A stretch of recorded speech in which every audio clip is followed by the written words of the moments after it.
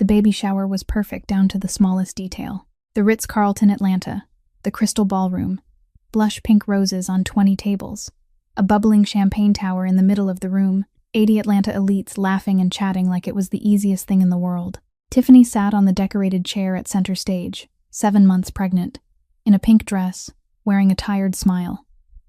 Everything was exactly according to the script Brandon Pierce had staged. Then he stepped up to the microphone, a champagne flute in his hand, his eyes angled toward the entrance with the smug grin of a man who'd been waiting for this moment for a long time. "Everyone," he said, his voice carrying through the room. "I want to welcome a very special guest tonight, my ex-wife, Audrey Bennett, the woman who couldn't give me a child." The entire room went silent. Margaret Pierce, Brandon's mother, smiled with satisfaction from the VIP table.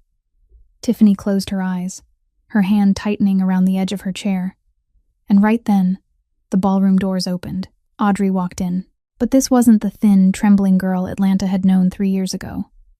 A sleek, elegant black dress traced her figure, dark hair falling to her shoulders, back straight, eyes calm. She was so beautiful that a few guests had to look twice to recognize the woman Brandon had once called a barren tree in front of 60 people on a Christmas night years ago. Brandon's smile widened. This was the moment he'd been waiting for Audrey to see his new wife, his soon-to-be-born baby, the perfect life she'd never be able to give him. But then Audrey stepped to the side, and another man came through the doorway, 1.88 meters tall, a perfectly tailored black three-piece suit, a Patek Philippe gleaming on his wrist, a faint scar running along his left jaw. But what made all 80 people in that room hold their breath wasn't the suit or the watch, it was his eyes, icy and piercing, cold as steel, sweeping the room slowly like a wolf measuring its territory. Atlanta didn't recognize his face. But anyone in Chicago, anyone who'd ever heard the name Moretti, understood that Rafael Moretti wasn't someone you wanted to meet behind closed doors. He placed a hand at Audrey's waist, natural, possessive, and looked straight at Brandon with a stare that didn't need words to deliver a single message. "Touch her and you'll learn what my hands can do."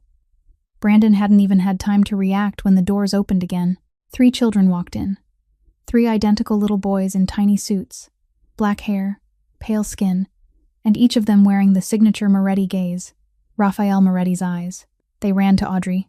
"Mama." Then the boldest one turned to Rafael, lifted both arms, and said, "Papa, up." Rafael lifted the child with one hand, as naturally as breathing, his gaze never leaving Brandon. The room was frozen. No one dared to breathe too loudly. Audrey looked Brandon straight in the eyes, her voice calm as cooled steel. "You said I couldn't have children. You called me a barren tree. You threw me out onto the street without a penny."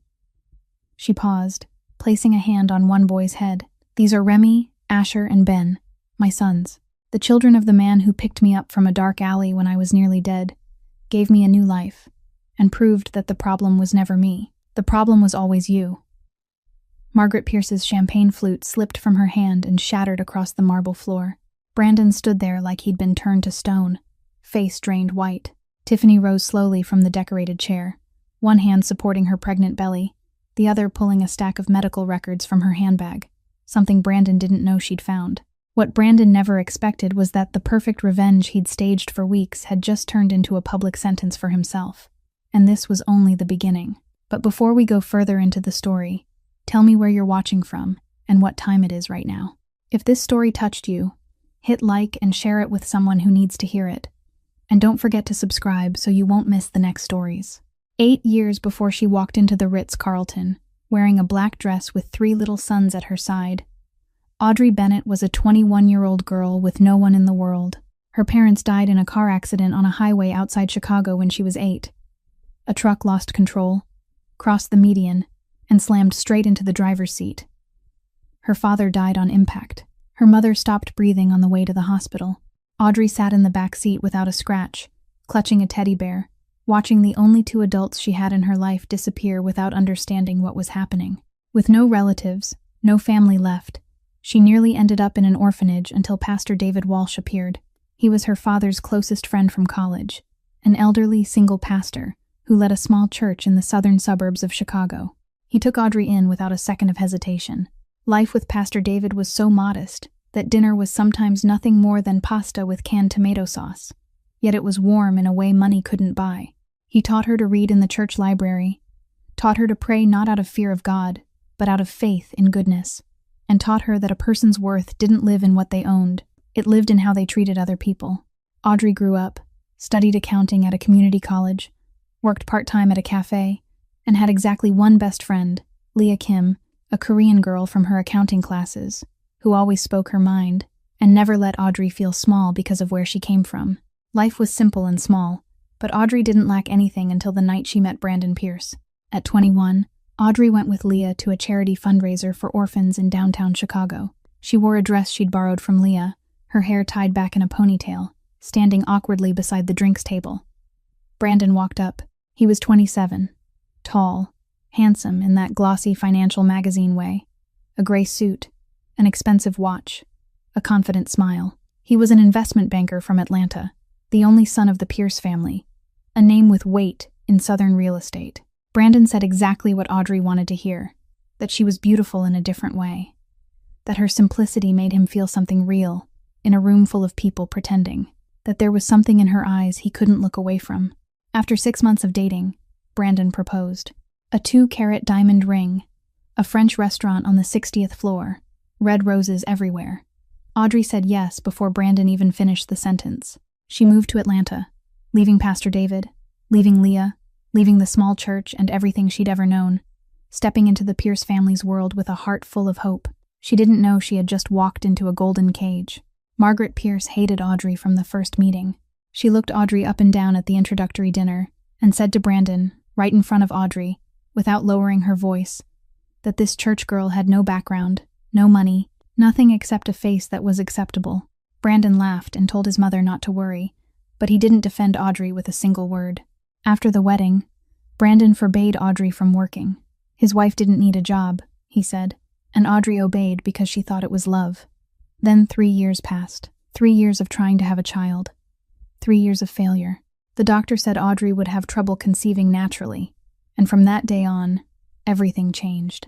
Brandon grew colder, came home later, spoke less, looked at Audrey the way you look at a defective purchase you don't want to return but don't want to keep either.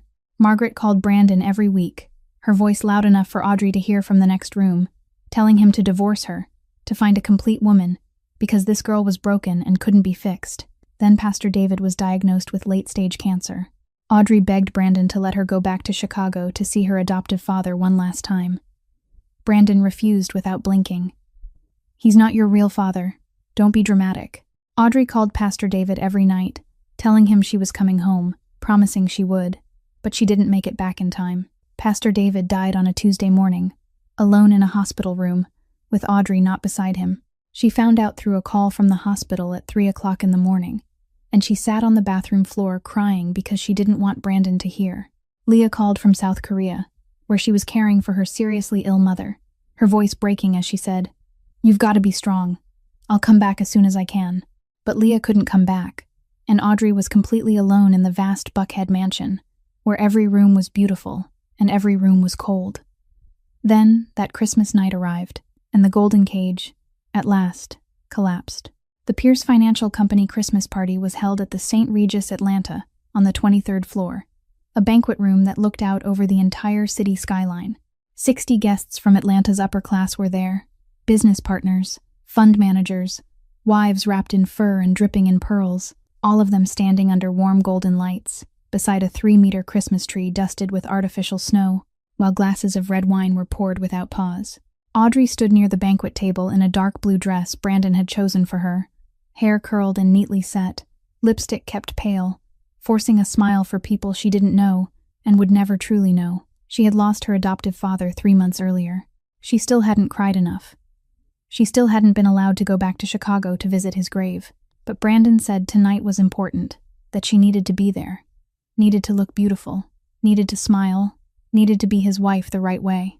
So Audrey showed up, beautiful, smiling, being the right kind of wife, just like every other party night over the past 5 years.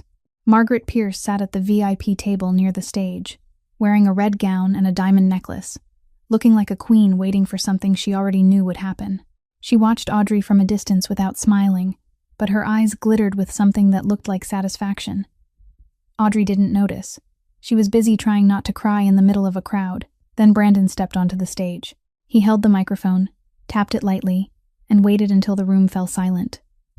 Audrey thought he would wish everyone a Merry Christmas, thank the partners, say a few polite lines, and step back down, like every year. Brandon smiled, the smile Audrey used to love, the smile she now realized was colder than any winter in Chicago. He said, his voice ringing through the room, that he had an important announcement, that he and Audrey would be getting divorced, that he needed a complete woman, not a barren tree. All 60 people went quiet at once. The Christmas music still played softly from the speakers, a gentle, cheerful jingle bells, and the contrast made everything 10 times more cruel. Audrey stood in the middle of the room, the wineglass in her hand beginning to shake. Her legs shook. Her mouth opened, but no sound came out. 60 pairs of eyes stared at her, some full of pity, some full of curiosity, some turning away out of secondhand shame. And at the VIP table, Margaret Pierce lifted her red wine to her lips and smiled in satisfaction, as if she'd just watched a performance she'd bought tickets for long ago. Audrey didn't remember how she left the ballroom. She only remembered an empty hallway, harsh white fluorescent lights replacing the warm gold, and footsteps behind her. Chad Lawson, Brandon's business partner, 30 years old, blonde hair, a face that belonged in a toothpaste commercial, followed her into the corridor. He said he was so sorry. He said Brandon had gone too far. He said Audrey deserved to be treated better. His voice was gentle, caring, exactly what a woman who'd just been publicly humiliated wanted to hear. Audrey stopped and turned, and Chad was standing very close enough that she could smell whiskey on his breath. Before Audrey could react, Chad shoved her against the wall, one hand braced beside her head, the other placed on her waist and then slid to where it didn't belong. Audrey pushed him away and screamed. Chad stepped back, not panicked, not afraid, only smiling. He said, as calmly as if he were discussing the weather, that no one would believe her, that she was nothing, that if even her own husband didn't want her, then who would ever listen to her speak? Then he turned his back, adjusted his collar, and walked straight back into the party as if nothing had happened. Audrey leaned against the wall, hands shaking, eyes dry. She'd cried too much over the past 5 years. And tonight, when she should have cried the most, the tears refused to fall.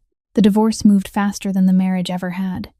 Brandon hired the most expensive lawyers in Atlanta, the firm Morrison and Baker, 3 attorneys in gray suits sitting across from Audrey in a cold conference room. Audrey had no money to hire a lawyer, no representative, no family to call for advice. Pastor David was gone. Leah was in South Korea. Audrey sat alone on the other side of the table and signed everything Brandon put in front of her, because she didn't have the strength and she didn't have any other choice. She lost the house, lost the car, lost the joint account, lost the insurance, lost everything the golden cage had lent her for 5 years, and now took back cleanly, down to the very last penny. Audrey left the Atlanta courthouse with 1 suitcase and a handbag full of paperwork. No one came to pick her up. She had nowhere to go. She went to the Greyhound station at 2 o'clock in the morning, bought a one-way ticket back to Chicago with the last money in her wallet, and sat in the waiting area watching the wall clock count down each minute until the 3 o'clock bus departed. Audrey left Atlanta on a Greyhound bus at 3 o'clock in the morning, eyes dry, no tears left. She didn't know that Chicago, the city she was returning to, would give her one more abyss before it gave her something she'd never dared to dream. Chicago didn't welcome Audrey back with open arms. It hit her like a slap. Pastor David was gone.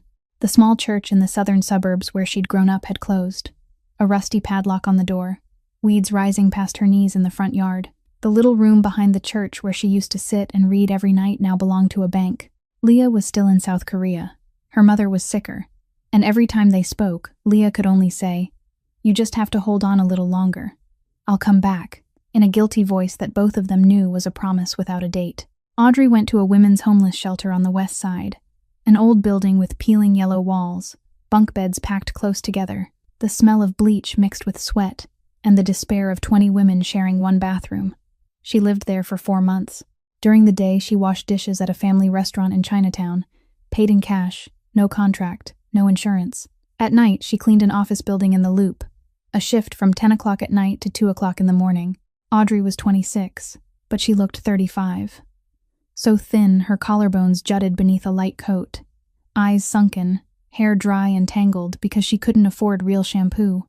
Some nights, she lay on the top bunk in the shelter, staring at the stained ceiling, and wondered if she disappeared tonight, who would notice. The answer was always the same, and it hurt more than any punch. Then that night came. A February night, Chicago at -15 degrees, wind slicing skin off the lake from Michigan. Audrey finished her cleaning shift at 2:15 in the morning and walked back to the shelter through empty streets. She turned into the shortcut alley between Wells Street and LaSalle Street, the alley she'd taken hundreds of times without trouble. But tonight was different. 3 figures stepped out of the darkness ahead and blocked her path. 3 men, the stench of alcohol, the stink of cheap cigarettes, dull eyes. The one in front grabbed the collar of Audrey's coat and yanked hard, slamming her into the brick wall. The second ripped at her handbag. The third stood guard at the mouth of the alley, chuckling under his breath. Audrey screamed. Her voice echoed in the dark, bounced off brick, rose into the night, and no one answered. No one opened a window. No one called the police. This city had 8 million stories every night, and the scream of a girl in a dark alley wasn't important enough for anyone to stop. The man in front pinned Audrey to the wall, his hand tangled in her hair and jerked her head back, and Audrey closed her eyes, thinking this was where everything ended, thinking maybe ending wasn't worse than the life she was living. Then tires shrieked against wet asphalt. Headlights swept into the alley. A black sedan with tinted windows stopped tight at the entrance. The door opened, and a man stepped out. Through Audrey's fear-blurred eyes, she saw a tall figure. Very tall, black hair, a long dark coat. A faint scar ran along his left jaw, from near his ear down to his chin, like someone had drawn a straight line into his skin with a sharp blade a long time ago. But what Audrey saw most clearly, what she would remember for the rest of her life, was his eyes, stormy and steel-colored, yet hauntingly calm, to the point of being unreal in an alley where 3 thugs were attacking a girl. The man didn't hurry. He didn't shout. He didn't pull out a phone to call the police. He walked into the alley like he was walking into his own living room, each step slow and sure, as if darkness and danger were things he'd known so long they'd bored him. Behind him, a second man got out from the driver's seat, shorter, broad-shouldered, a face cold as stone, moving fast and silent like a shadow.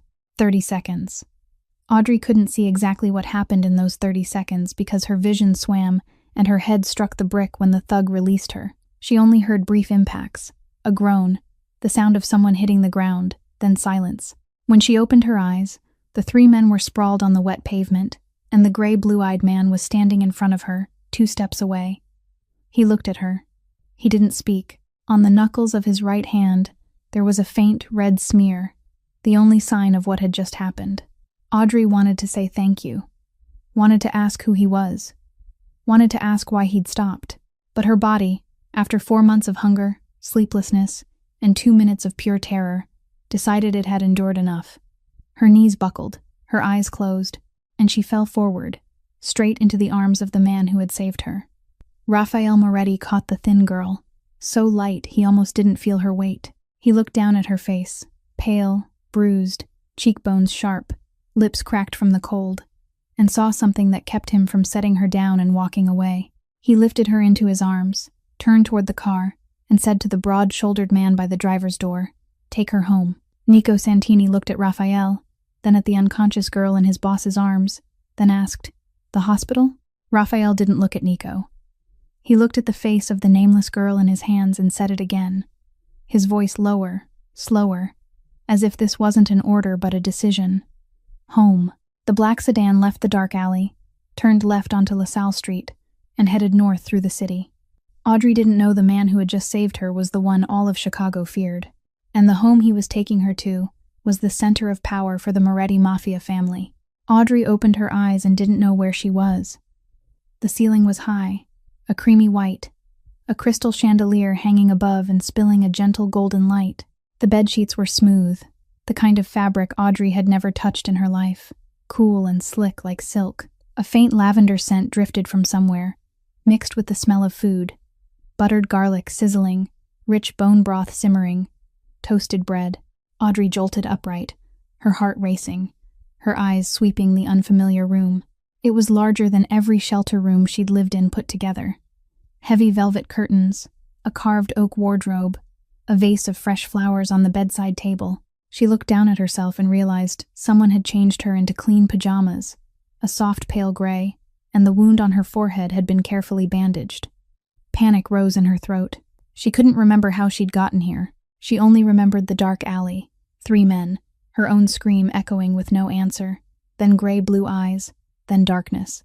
Then a voice spoke from the armchair beside the bed.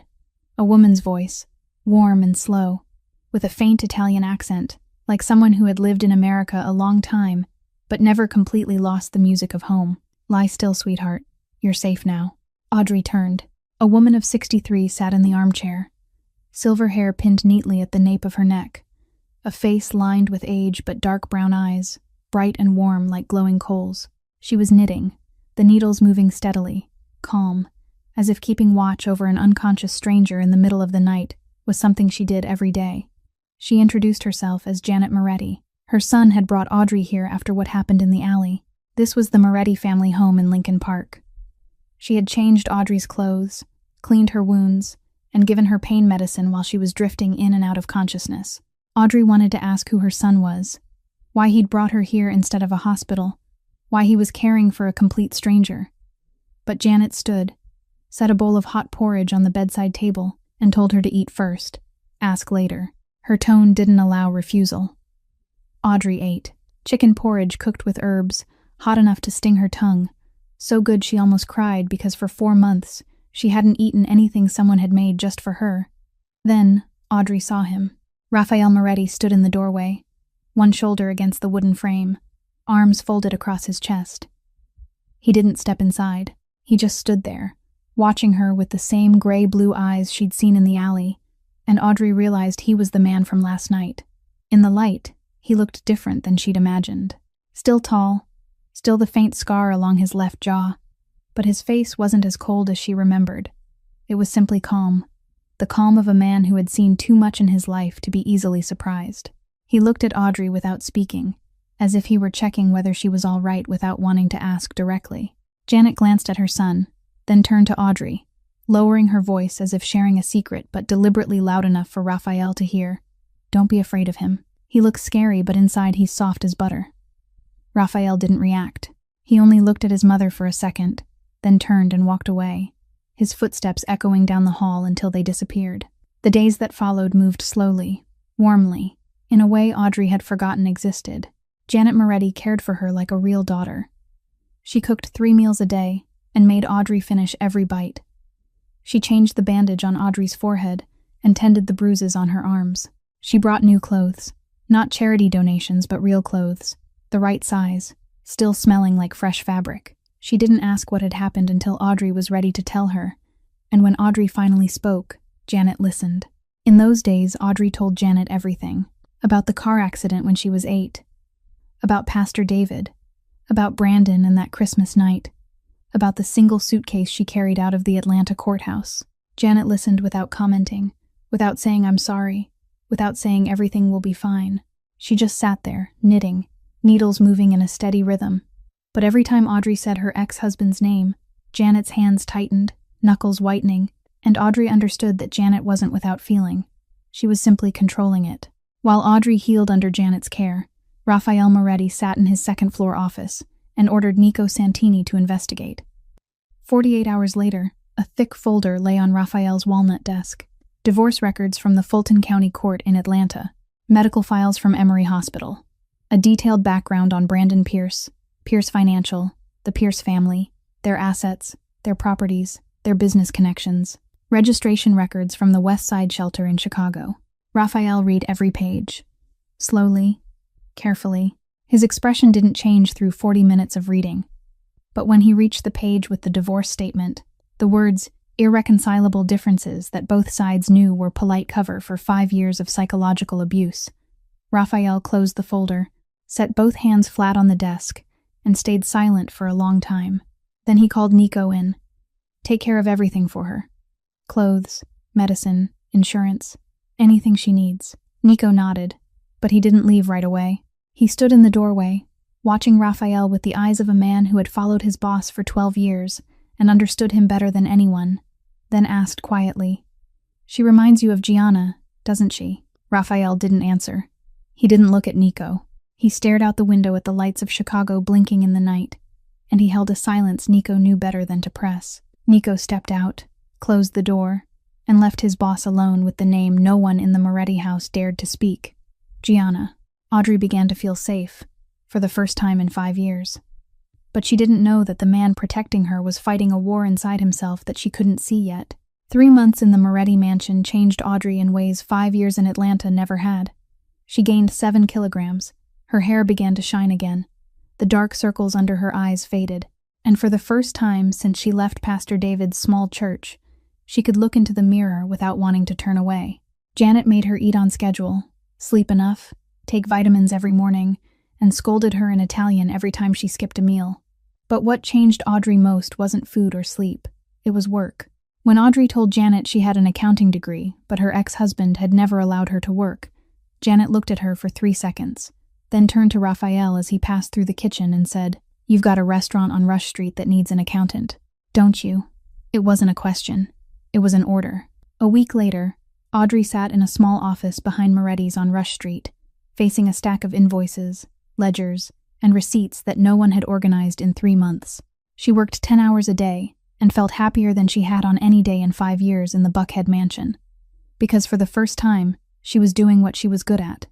Seeing her value in numbers and spreadsheets, not in the dress she wore or the child she couldn't give. She grew more confident.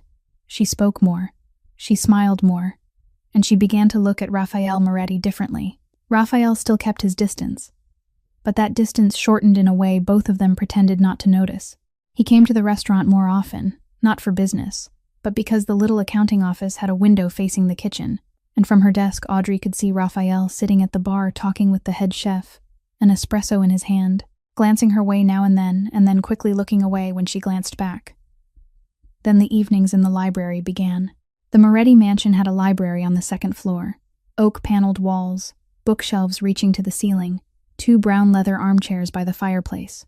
Raphael read there every night after 11, and one night Audrey couldn't sleep, wandered down the stairs, and saw warm light slipping through the crack under the door.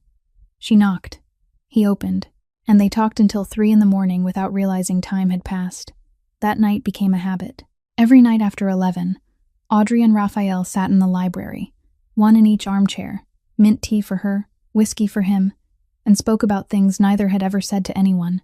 Raphael told her about Gianna, his sister, 19, long black hair, a loud laugh, living loudly, loving life more than anyone in the Moretti family. 5 years earlier, the rival Kovac family had sent a message in the form of a bullet.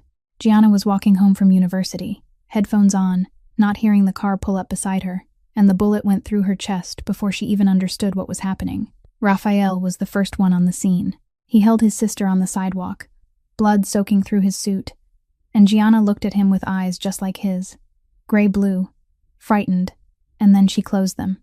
Raphael told it in a low, even voice, not shaking, but his hand gripped his whiskey glass so tightly Audrey thought it might crack. He said he was her brother, that it was the one thing he was supposed to do, protect his sister, and he had failed. Audrey didn't say, "I understand" or "I'm sorry," because she knew those words were useless against pain like that. She stayed quiet, then told him about Christmas night, about Brandon on the stage calling her a barren tree in front of 60 people, about the feeling of standing in a ballroom and wanting the earth to open and swallow her whole. Raphael stayed silent for a long time after he listened, long enough Audrey thought he wouldn't respond. Then he said, slowly, heavily, "Any man who says that to his wife doesn't deserve to be called a man. In my world, that kind of man wouldn't have a tongue left to speak." Audrey looked at him and knew he wasn't joking. 2 weeks after that night, Chad Lawson showed up in Chicago for a high-stakes real estate convention. After a meeting at a nearby firm, he was directed to Moretti's on Rush Street, known as the elite spot for power lunches. Unaware that he was walking into Audrey's new world, he sat down, ordered wine, and when he turned his head and looked around, he spotted Audrey walking from the accounting office to the register. His eyes lit up in a way that made anyone watching feel uneasy. He stood, walked straight toward Audrey, smiling wide, his voice dripping with fake friendliness. "Well, church girl, it's a small world."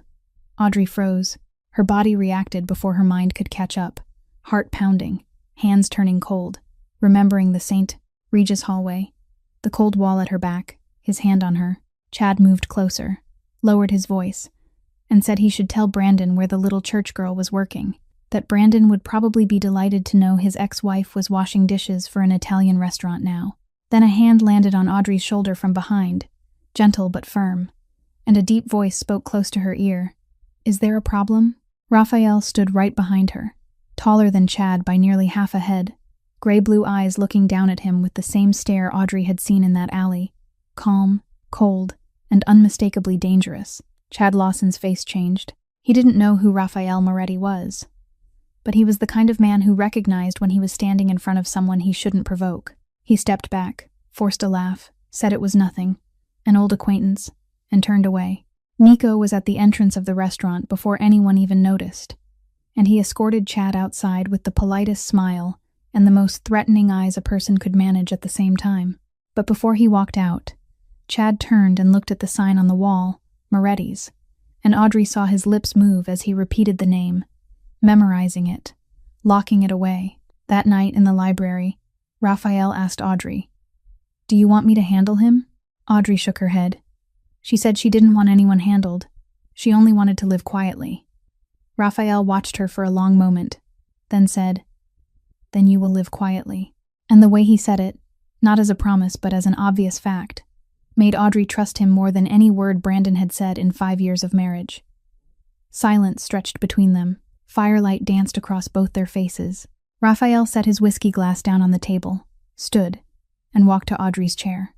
He bent down slowly, slow enough that she could turn away if she wanted. Audrey didn't turn away. Their first kiss was light, brief, and warm. Raphael led but gently, his hand cradling her cheek, his thumb brushing her cheekbone, and he waited until she lifted her face, until her eyes said yes before his mouth touched hers. When he pulled back, Audrey realized she was crying. Not from sadness, because for the first time in her life, she felt chosen, not for what she could give someone, but for who she was. But this happiness was about to be tested, by Raphael himself. 2 weeks after their first kiss, Audrey still didn't know what to call what was happening between her and Raphael. He didn't say "I love you" or "we're dating." He simply kept sitting with her in the library every night, kept placing a hand at the small of her back when he passed her in the kitchen, kept looking at her with an intense, smoldering gaze that had begun to thaw whenever they turned toward her. And Audrey kept feeling safe, kept smiling more, kept believing that maybe life had finally stopped punishing her. Until Thursday night, the second week of June, Audrey couldn't sleep. She went down to the kitchen for water close to 1 o'clock in the morning, barefoot on the wooden floor, and as she crossed the first-floor hallway, she heard voices behind a door she had never seen opened. The door was cracked just enough for warm light to spill into the hall, and just enough for Audrey to hear Raphael's voice. He was talking about a shipment, about territory on the west side of the city, about someone who had betrayed an agreement and needed to be handled. Audrey went still. Through the narrow gap, she saw Raphael at the head of a long table, Nico standing beside him, and 5 other men she'd never seen seated around the table, each in a dark suit, each wearing the same serious, dangerous expression. A map was spread across the table, papers, envelopes, and Raphael was speaking in a voice Audrey had never heard from him. Not the low, warm voice he used in the library with her, but a commanding voice, cold and sharp, the voice of a man used to holding other people's lives in his hands without hesitation.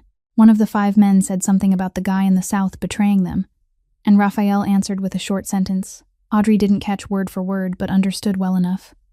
Not firing, not a lawsuit, the kind of handling ordinary people didn't use in everyday life. Audrey backed away. Her foot landed on a section of wood that creaked, and she ran, up the stairs, into her room. Door shut, her back pressed to it, both hands clamped over her mouth so no sound escaped. Her heart pounded so hard she could hear it in her ears. Everything rushed in at once. The mansion too big for a normal family. The men in black suits, always at the gates. Nico always at Raphael's side like a shadow. The way the restaurant staff called Raphael boss with a respect edged with fear. The way he had dealt with 3 thugs in a dark alley in 30 seconds without looking shaken. All the pieces she'd seen but refused to fit together now locked into place on their own. And the picture that emerged was brutally clear. Audrey opened the closet and grabbed her suitcase. the only suitcase she had carried from Atlanta to Chicago. From Chicago to the shelter. From the shelter into this mansion. She stuffed clothes inside, hands shaking, vision blurring, not crying but not calm either. She had to leave. She couldn't stay here. She had kissed a mafia man. She was living in the home of a criminal family. She pulled the suitcase to her door, opened it, stepped into the hallway, and Janet Moretti was standing at the top of the stairs. She was in a nightgown, silver hair loose over her shoulders, a glass of warm milk in her hand, looking at Audrey in the suitcase with dark brown eyes that held no surprise at all, as if she had known this night would come. Audrey stood in the corridor, her hand gripping the suitcase handle until her knuckles went white, her voice shaking. Janet knew. Of course she knew. Janet set the milk down on the windowsill, stepped closer, and said it plainly, without detours, without a long explanation, exactly the way Janet Moretti did. Mafia. The Moretti family has controlled Chicago for 3 generations. What do you think we have this mansion for? Audrey felt the floor tilt under her feet. She said, almost a whisper, I have to go. Janet took her hand. The woman's hand was small and wrinkled, but warm and steady. She said her son had done many bad things, that she had never pretended the Morettis were a normal family, that she understood this world had its price, but her son had never harmed the innocent, and he had never looked at anyone the way he looked at Audrey. She paused, looked Audrey straight in the eyes, then added, If you want to go, go. No one will stop you. The door is always open, but out there, who will protect you? Audrey didn't answer. She went down the stairs, dragged the suitcase through the living room, and reached the front door of the mansion. She stood there with her hand on the knob, looking out. The Chicago night was dark and cold, streetlights flickered. Far away, an ambulance siren wailed. And behind this door was the dark alley, the shelter, the bunk beds that smelled like bleach, the nights walking alone at 2 a.m, Chad Lawson, Brandon Pierce, the world where no one stopped when she screamed. Audrey stood at the door a long time, long enough that her feet went numb from the cold stone floor. Then she set the suitcase down, turned back, went up the stairs, went into her room, closed the door. The next morning, Audrey came down to the kitchen at 7. Raphael was already at the table, an espresso in front of him, a white shirt with the sleeves rolled up, and he looked at her with an expression she understood immediately. He knew. He knew she had heard, knew she had pulled her suitcase to the door, knew she had stood there and almost walked out. Raphael spoke calmly, without apologizing, without explaining. You know who I am now? Audrey sat across from him. Yes. Silence. And she stayed. More silence. Audrey looked straight into Raphael's eyes and said, in a voice that surprised even her with how steady it was, I lived with the man who destroyed me with words for 5 years. At least you destroy other people, not me. Raphael stared at her for a long moment. Then he nodded once, slow, as if it were a contract, an agreement, a vow between 2 people who had seen enough darkness not to fear it anymore. Audrey chose to stay, fully aware of the world she was stepping into. She thought it was the hardest decision of her life. She was wrong. The hardest decision would come 2 months later, in a doctor's office. 2 months after the night Audrey set her suitcase down and chose to stay, she started noticing her body was changing. At first, it was an unusual exhaustion, the kind that didn't go away after 8 hours of sleep, the kind that made her sit in front of spreadsheets at Moretti's and feel her mind spinning as if she'd just run 5 kilometers. Then on a Tuesday morning, Audrey was eating breakfast with Janet in the kitchen when nausea hit without warning. She ran to the bathroom, vomited everything she had just eaten, then sat on the floor with her back against the cold tiled wall, one hand on her stomach, and that familiar fear returned. She remembered 3 years in Atlanta, 3 years of trying, 3 years of failing, 3 years of doctors shaking their heads, Margaret sighing, Brandon growing colder by the day. A doctor at Emory had told her she would have trouble conceiving naturally, that her body had an issue, that the chances were very low. And those words, trouble conceiving, had become a sentence Brandon used to convict her in front of 60 people on Christmas night. So when the morning nausea came every day for a full week, Audrey didn't dare to hope. She was afraid of hope, afraid that if she let herself imagine that possibility, and it wasn't real, she wouldn't survive one more disappointment. But Janet Moretti wasn't the kind of woman who let Audrey hide. She watched Audrey vomit 3 mornings in a row, watched her refuse coffee because the smell made her gag, watched her fall asleep at the dinner table at 7 o'clock at night, and then she made a phone call. The next afternoon, Audrey sat in the office of Dr. Reina Castillo, an obstetrician at Northwestern Memorial Hospital. The doctor Janet said was the best in Chicago, and also the only one she trusted with the women's health in the Moretti family. The clinic was spotless. White walls, an ultrasound machine beside the exam table, and Audrey lay there with her shirt lifted to expose her stomach, hands gripping the edge of the bed, her heart pounding so hard she could hear it in her ears. Dr. Castillo was a 40-year-old woman with dark hair pulled back, the composed face of someone who had seen thousands of births. She spread cold gel across Audrey's belly and began moving the probe. The doctor looked at the screen. Silence. A slight frown. She shifted the probe to the left, then to the right, then back to the center. Still silence. Audrey felt the blood drain from her face. She asked, her voice trembling. "Is something wrong, doctor?" Dr. Castillo didn't answer right away. She moved the probe again, slowly, then stopped. She turned the screen toward Audrey and said, calmly, with a small smile at the corner of her mouth that Audrey was too frightened to notice in that moment, "Nothing is wrong, Miss Bennett. I'm just counting. Audrey stared at the screen and saw only bright flickers against a gray-black background she couldn't read. "Doctor."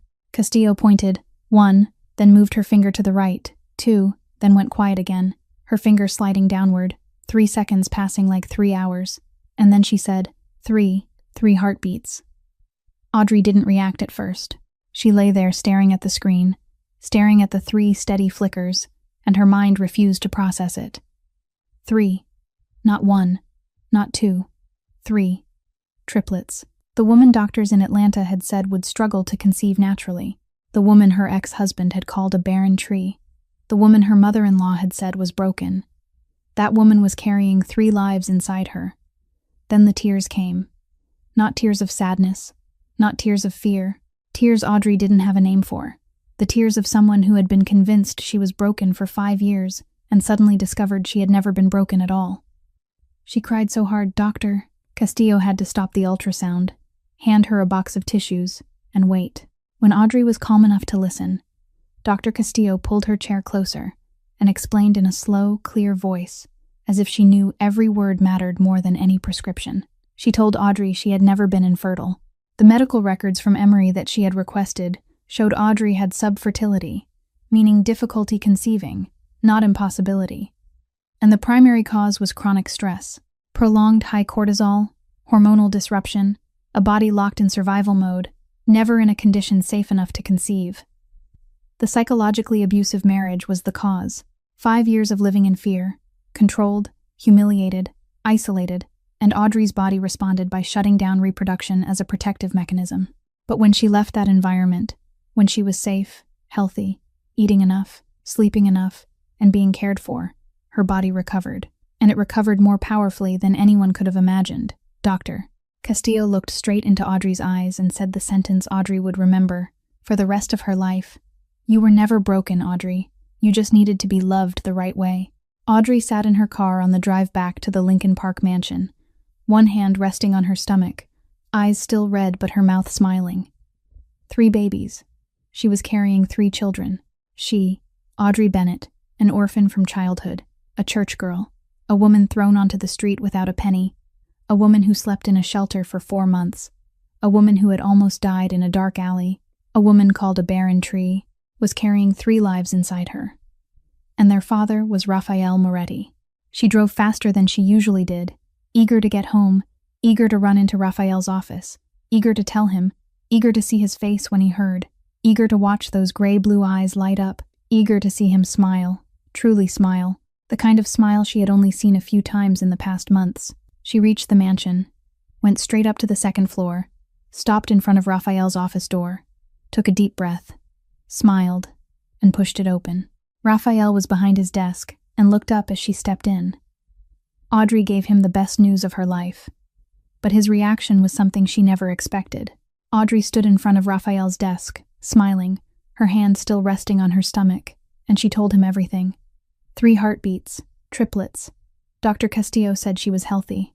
The doctor said she had never been broken. She only needed to be loved the right way. 3 babies, Rafael. 3. Her voice shook with happiness, her eyes bright, and she waited for his reaction. She waited for him to stand. She waited for him to pull her into his arms. She waited for those gray-blue eyes to light up the way she had imagined the whole drive home. But Raphael didn't stand. He didn't hold her. He didn't smile. He sat behind the desk with both hands on the wood, and his face went still. Not cold. Not angry. Something worse than both combined. Fear. The kind of fear so deep it didn't show up as trembling or panic. It showed up as complete paralysis. The smile on Audrey's lips faded. Slowly, like a candle when a gust of wind hits it. Bright, wavering, then gone. She said his name. Raphael. He didn't answer. He looked at her. But his eyes weren't seeing her. His eyes were looking at something far away. At a sidewalk 5 years ago. At blood soaking into a suit jacket. At gray-blue eyes exactly like his closing for the last time. Then he spoke. 3 words. You should leave. Audrey didn't understand. She thought she had heard wrong. She gave a brittle little laugh and asked, "What did you say?" Raphael stood, shoved his chair back, and said it again, his voice lower, firmer, as if he needed to turn it into an order before he could change his mind. "You should leave. Get out of here." Audrey felt the floor collapse under her. She knew this feeling. She had lived through it once already. Christmas night at the Street. Regis in Atlanta, 60 pairs of eyes on her, and the man she loved standing on a stage pushing her out of his life in front of everyone. It felt the same. Her heart stopped for 1 beat, then doubled its pace. Blood drained from her face. Her hands went cold. Her knees wanted to buckle. She asked in a whisper, "You don't want the babies?" Raphael turned his back to her. He didn't look at her. He stared out the window, where late afternoon Chicago light stretched across the roofs on the other side of the street. And he spoke in a voice Audrey heard clearly, word by word, but took a long time to understand. "This isn't a world for children. I have enemies. People don't send threatening letters in my world. They send bullets." He paused. His shoulders were rigid, his spine straight, but his voice, the voice of the man all of Chicago feared, began to crack. "The last person I loved was shot dead on the street because she carried the Moretti name. My sister, 19, walking home. Headphones on. Didn't hear a thing." He stopped, swallowed, and Audrey saw his fist clenched at his side, knuckles white. "I won't let that happen to my children." And Audrey understood. He wasn't pushing her away because he didn't want the babies. Not because he didn't love her. He was pushing her away because he loved her too much, and he was terrified. Gianna's wound had never healed. It had only been buried under a black suit and a cold gaze and power and control. And today, when Audrey said 3 heartbeats, the dirt covering that wound blew away, and the raw fear from 5 years ago poured out like blood from an unstitched cut. He believed anyone close to him would be in danger. That the Moretti name was a curse. That loving someone in this world meant turning them into a target. Understanding didn't make it hurt less. Raphael turned back toward her, his eyes red but dry, and he said in a voice he tried to keep steady and failed, "I'll cover the costs, all of them. I'll find you somewhere safe, a good apartment, insurance, anything you need, but you can't stay here. The babies can't grow up in this house." Audrey looked at him. Tears ran down her cheeks, but her voice didn't shake anymore. It was cold. Cold in the way of someone who had been hurt too many times, and realized this pain was so familiar it almost felt comfortable. She said, "You're throwing me out, just like him." Raphael whipped around, his eyes flaring, his voice nearly a growl. "Don't compare me to that man." Audrey didn't step back. She stood there with tears on her face, her hand still on her stomach where 3 small lives were growing without knowing anything about the war outside. And she said, "Then don't act like him." Silence. The kind of silence so heavy Audrey could hear the hallway clock outside. Tick, tick, counting each second of the moment both of them knew would change everything. Raphael stared at her. She stared back. Neither spoke. Then Raphael walked past her, out the door, and closed it behind him. Not a slam, a soft close.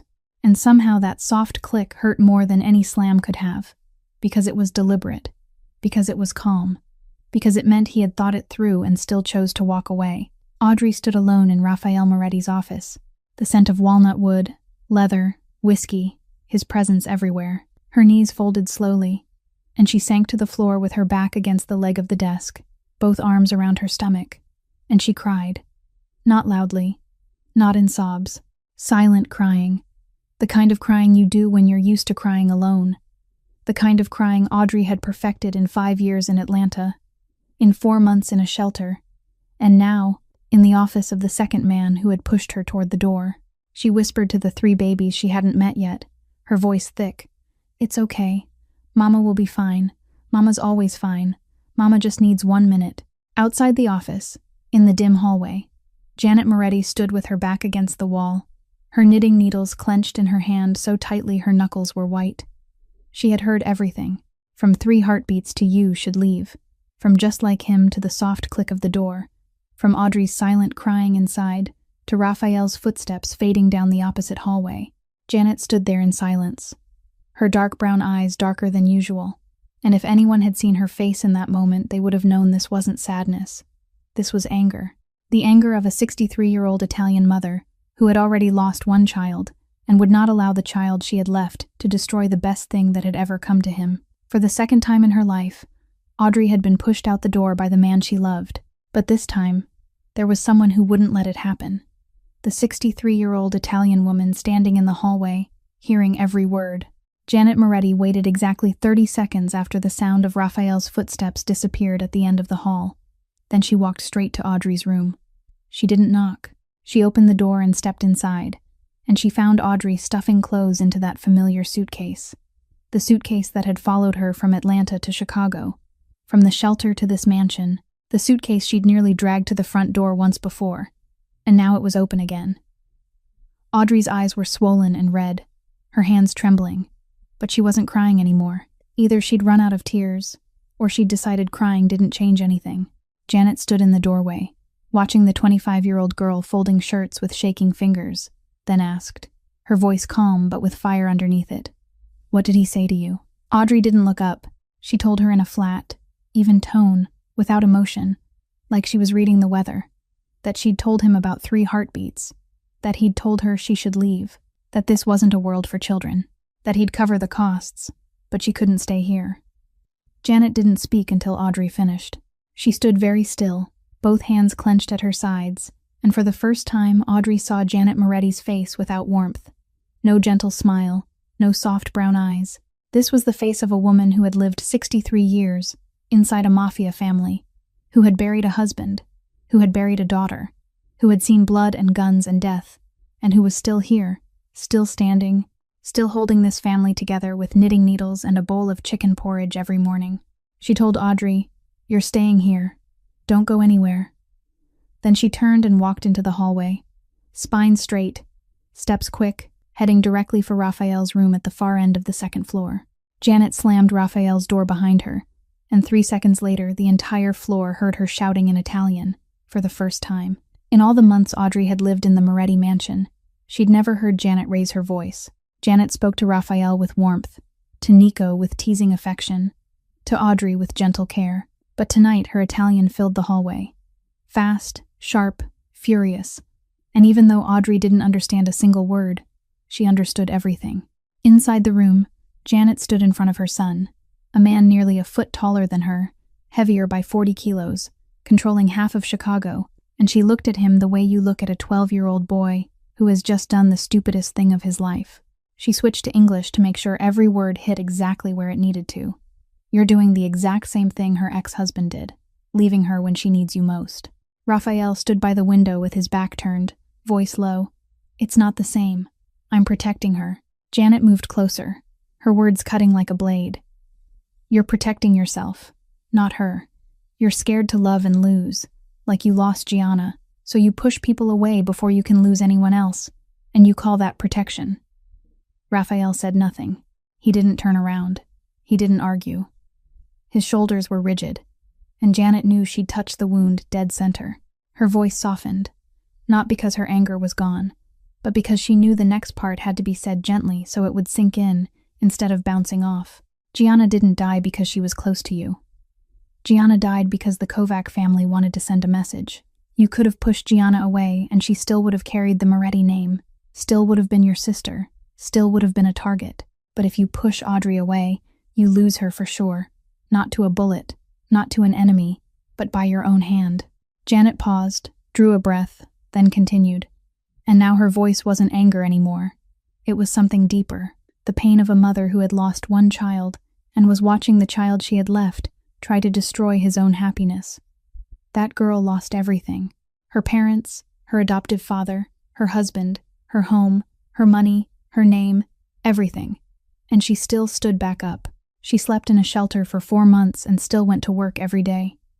She was attacked in a dark alley and still believed in people. She found out this family is Mafia and still stayed. You are the only thing she has ever chosen, Raphael. In a life full of loss, you are the only thing she walked toward on purpose. Don't betray that. Raphael didn't speak. Janet watched her son's back for 10 more seconds, then turned away, opened the door, stepped out, and closed it softly. She passed Audrey's room, stopped, spoke through the crack of the door. Don't close that suitcase. Then kept walking to her own room. The Moretti mansion sank into silence. 11 o'clock. 12. 1 in the morning. Audrey lay on the bed without sleeping. The suitcase open on the floor, clothes half in and half out, her hand resting on her stomach, whispering to the 3 babies she hadn't met yet the things she didn't dare say out loud, that she was scared, that she didn't know what tomorrow would look like, but whatever happened, she still had them, and they still had her, and that was enough. Then there was a knock. Soft. 2 taps. Audrey sat up, opened the door, and Raphael Moretti stood in the doorway. He wasn't wearing a suit. He wasn't wearing his white shirt, just a black t-shirt and dark pants, barefoot on the wooden floor. And for a moment he looked like an ordinary man instead of the boss of half of Chicago. But what stole Audrey's breath was his eyes. Red. For the first time since she'd known him, Raphael Moretti let real emotion show on his face, with nothing to hide behind. He didn't speak. He walked into the room, went to the bed, and dropped to his knees. Both knees on the wood. Raphael Moretti, the man Chicago feared, kneeling beside the bed of an orphan girl from a small church in the southern suburbs. He placed his hand on her stomach, a large hand, rough knuckles, a small scar across the back of it, resting gently where 3 heartbeats were thudding inside Audrey. Silence. A full minute passed with no words. Then Raphael spoke, voice raw. 3 babies. You're giving me 3 children, and I was an idiot. Audrey looked down at him, her eyes still swollen, her voice neither warm nor cold, only tired.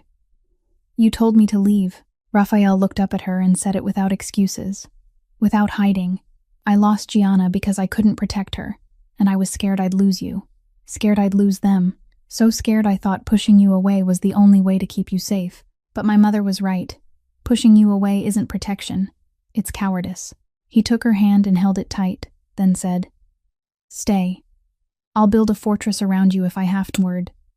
I'll put 10 men guarding this house if I have to. I'll burn the whole city if anyone touches you or the babies. But stay. Audrey stared at him for a long time. She looked into gray-blue eyes gone wet and red, looked at his hand on her stomach, looked at his knees on the cold floor. Then she said, I don't need a fortress. I just need you not to run. Raphael nodded once, firm, like a vow. The next week, the Moretti mansion changed. Tommy Brennan, 30 years old, a former Marine, was assigned to protect Audrey 24/7. Nico monitored every threat and tightened security across the entire Lincoln Park area. Word that Raphael Moretti had a family reached the rival Kovac faction, and Raphael sent a short message through channels both sides understood. Anyone who touches her or the babies, I'll burn the whole city. No one doubted he meant it. 2 years later, Audrey would look back on this night, the night Raphael knelt by her bed, and understand it was the moment everything began to change, not just for her, but for everyone. 2 years passed like a dream Audrey didn't dare believe was real.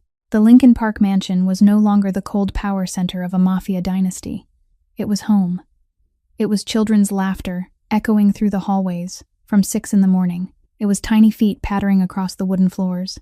It was the long, drawn-out sound of mama rising from the first floor to the second every time one of the 3 fell down and needed a kiss on the knee to make it stop hurting. Remy, Asher, and Ben were 2 years old, and they were perfect copies of Raphael Moretti. Black hair, pale skin, a smile that tilted to one side, and those sharp, silver-flecked eyes that left no doubt about their lineage, who their father was. Remy was the bold one, always climbing, always running ahead, always the first to launch himself into Raphael's arms when he came home. Asher was the quiet one, who liked sitting on Janet's lap listening to her tell stories in Italian, big eyes fixed and intent, as if he understood every word. Ben was the smallest, born 3 minutes after the others, glued to Audrey like a shadow, needing to fall asleep with his hands in his mother's hair, crying whenever she left the room for more than 5 minutes. Raphael Moretti, the man who controlled half of Chicago, the man who made 10 men stand when he walked into a meeting, the man whose gray-blue stare told you to choose your next sentence carefully, came home every night and became someone else entirely. He carried all 3 boys at once, one on his shoulder, one on his left arm, one on his right, pacing the living room while they shrieked with laughter. He read bedtime stories in Italian, even though the children didn't understand a word. They loved the deep warmth of the sound so much they refused to sleep without it. He taught them to say papa before they ever said daddy, and every time one of them called papa, those gray-blue eyes softened in a way Audrey knew only she and Janet ever got to see. Janet was the perfect grandmother the boys deserved. She cooked for them every day, scolded them in Italian when they got into trouble, then slipped them candy right after. Leah had come back from Korea 6 months earlier. Her mother was doing better, and Leah lived in an apartment 15 minutes from the Lincoln Park mansion. She was the only person outside the Moretti family who dared tease Raphael to his face, calling him the diaper boss. And Raphael only gave her a look that would have driven anyone else out of the city, but with Leah he simply shook his head because he knew she was Audrey's only best friend, and Audrey needed her. Audrey and Raphael weren't married. No one mentioned it. They lived like husband and wife, slept in the same bed, raised 3 sons together, but there were no rings, no wedding, and Audrey never asked because she didn't need a piece of paper to know where she belonged. Then the letter arrived. A normal Tuesday afternoon. Audrey collected the mail from the box by the gate, flipped through a few envelopes of bills and advertisements, and stopped at a cream-colored envelope with a gold border, thick paper, expensive paper, the kind she remembered from her 5 years in Atlanta. She opened it. A baby shower invitation. Brandon Pierce and Tiffany Langford Pierce. The Ritz-Carlton, Atlanta. The Crystal Ballroom, and in the bottom right corner, in handwriting Audrey recognized instantly because she'd seen it signing divorce papers, one added line, "Come see what a real family looks like." Audrey stood in the hallway holding the invitation and looked into the living room where Remy was trying to climb onto Asher's back. Ben was wrapped around Janet's leg begging to be picked up, and children's laughter filled the house. She smiled. Not a sad smile, not a bitter one. The smile of someone who had walked through hell and was now standing on the other side. Leah came over at 5, read the invitation, and reacted exactly the way Audrey expected. That bastard. Who does he think he is? Leah nearly yelled, her face red, her hand crushing the card. Audrey took the invitation back from Leah, smoothed it flat, and said calmly, "I'm going." Leah stared at her like she'd lost her mind. "What?" Audrey looked at her boys playing on the floor, then back at Leah. "He wants me to see a real family." "Fine. I'll show him." That night, Audrey handed the invitation to Raphael while he was in his office. He read it, jaw tightening, gray-blue eyes darkening, and Audrey watched his fingers squeeze the paper until it wrinkled. He asked in a low voice, "Do you want me to handle him?" It was the same question he'd asked the night Chad Lawson showed up at the restaurant more than 2 years earlier, and Audrey gave the same answer as before, but different. "No. I want you to come with me." Raphael looked at her, then smiled. A slow, cold, dangerous smile. A smile Audrey knew wasn't for her. It was for Brandon Pierce sitting in Atlanta, clueless about the storm that was coming. "I like that option better."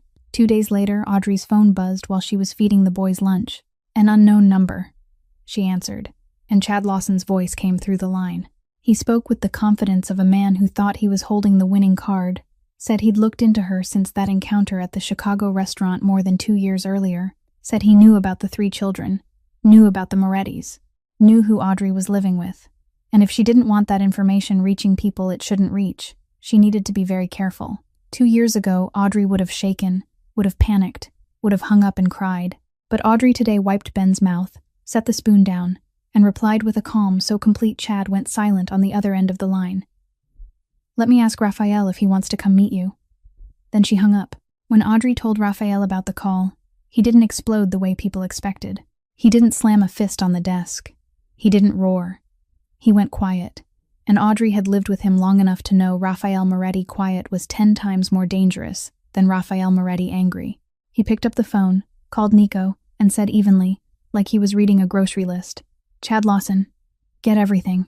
Finances, connections, debts, anything." 48 hours later, Nico placed a folder on the desk.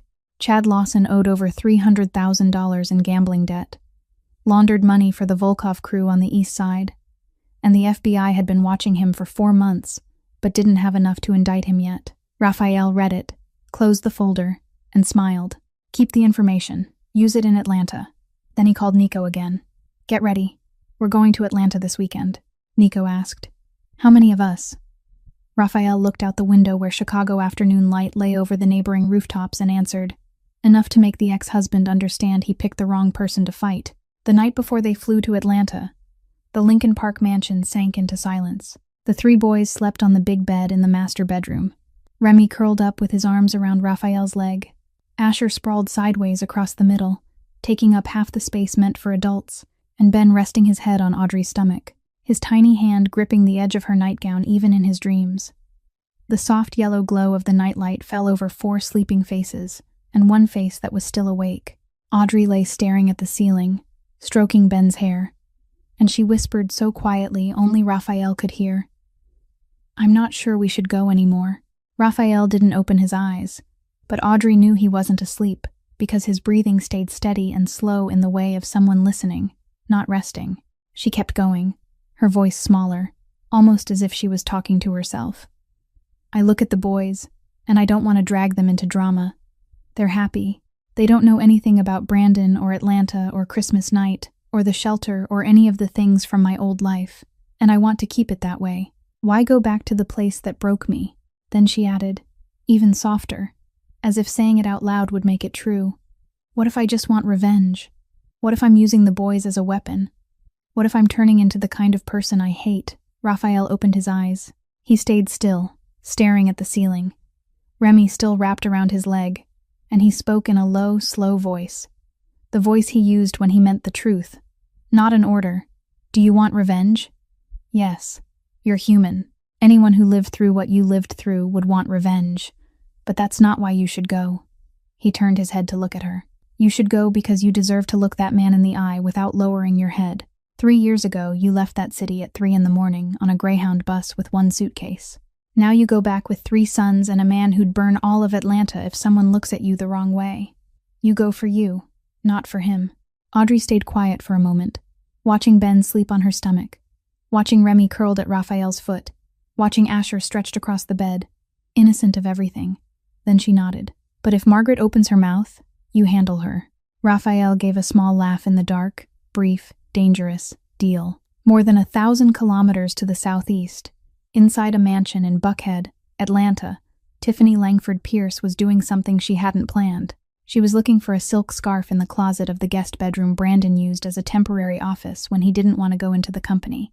And when she pulled open the bottom drawer, her hand hit a paper folder tucked under a stack of old documents.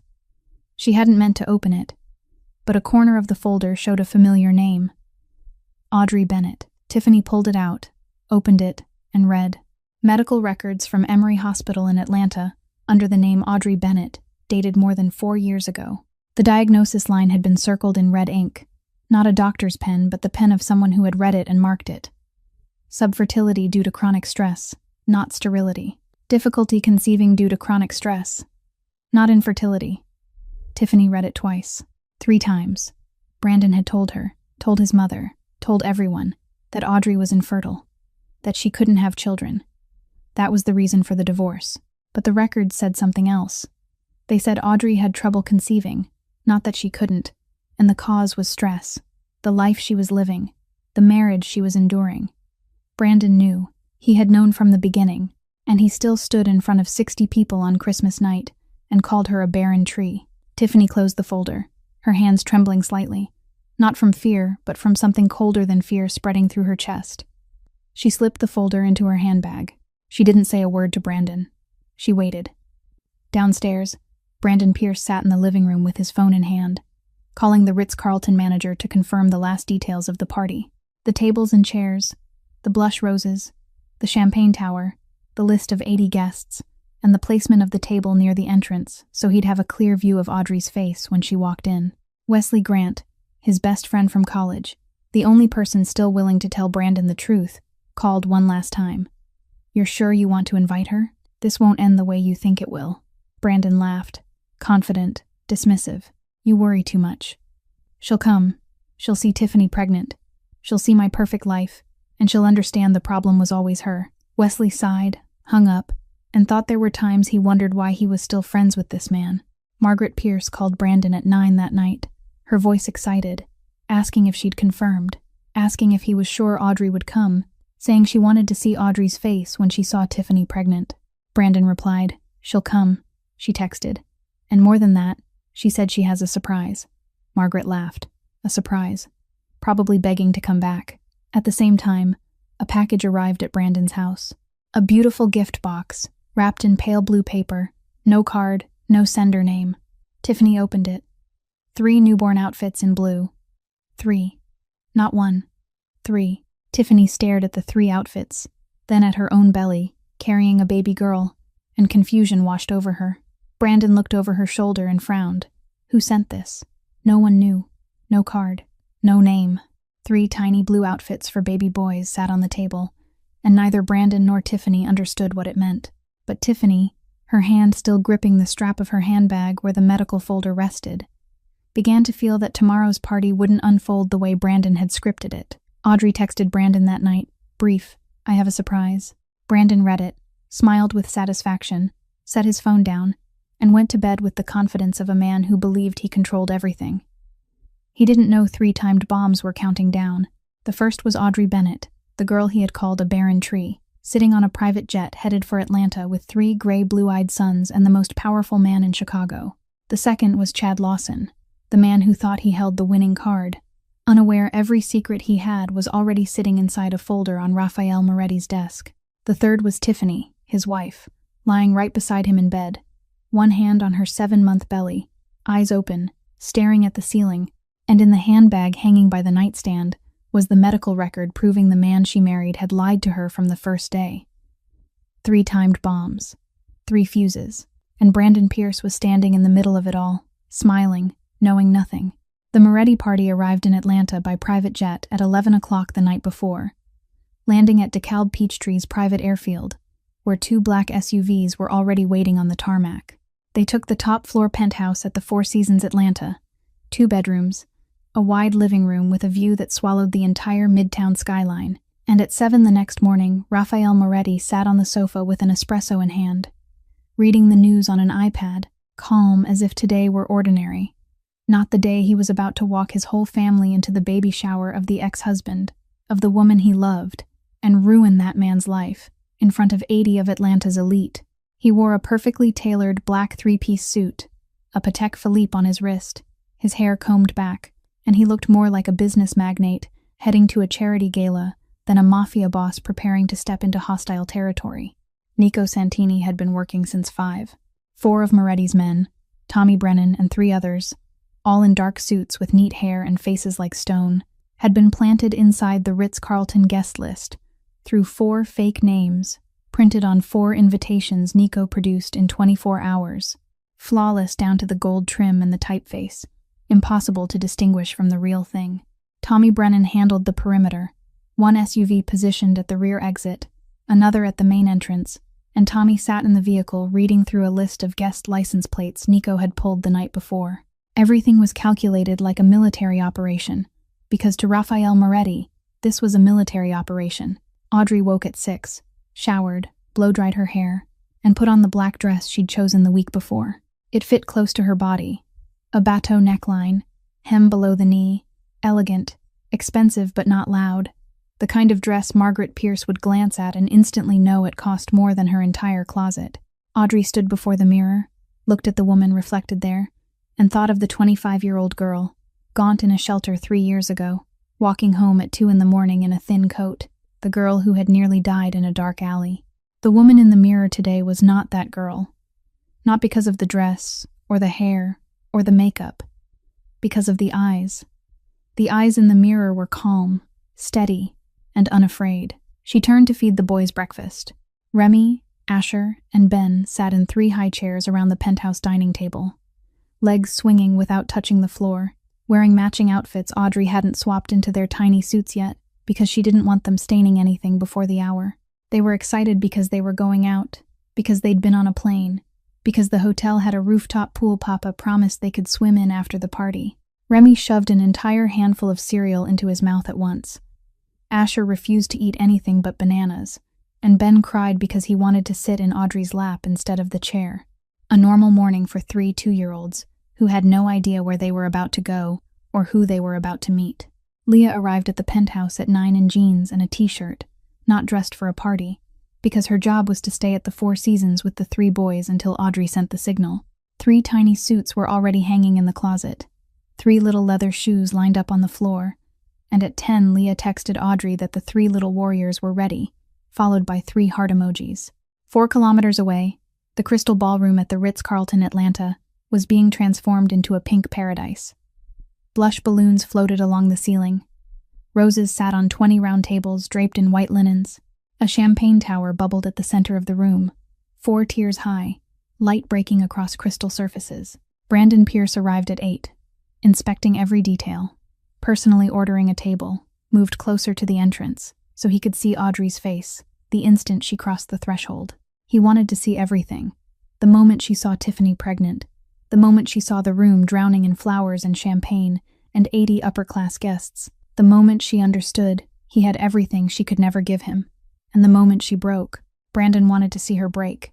That was the only reason he'd sent the invitation. Margaret Pierce arrived at 10 in a deep red dress and a 3-strand pearl necklace, stepping into the ballroom as if she were stepping onto her own stage, greeting each guest with a smile everyone knew was fake but no one dared name. She sat at the VIP table, ordered champagne, and asked Brandon for the 3rd time that morning whether Audrey had confirmed. Chad Lawson arrived at 11, later than planned, and anyone watching closely would have noticed he wasn't right. His face was tight, his eyes darting around the room more than usual, his hand constantly checking the phone in his pocket. He knew Audrey might come with a Moretti. He didn't know exactly what Raphael Moretti would bring, but he was smart enough to understand a Chicago Mafia boss didn't fly to Atlanta for pink balloons. He took a seat at the table farthest from the entrance, near the emergency exit, as if he'd already mapped his escape route. Tiffany sat on the decorated chair at the center of the room in a pink dress, 7 months pregnant, her smile exhausted, her left hand on her belly, her right hand gripping the strap of her handbag. She'd been silent all morning, not thrilled like Margaret, not confident like Brandon, not anxious like Chad, just silent, gripping the bag that held the medical folder. All 80 guests arrived. Soft music drifted from the speakers. Champagne was poured, laughter, congratulations, the clink of glasses. The most perfect baby shower of Atlanta's autumn began, and Brandon Pierce stepped up to the microphone, a champagne flute in his hand, his gaze fixed on the entrance, the triumphant smile of a man who had been waiting for this moment for a long time.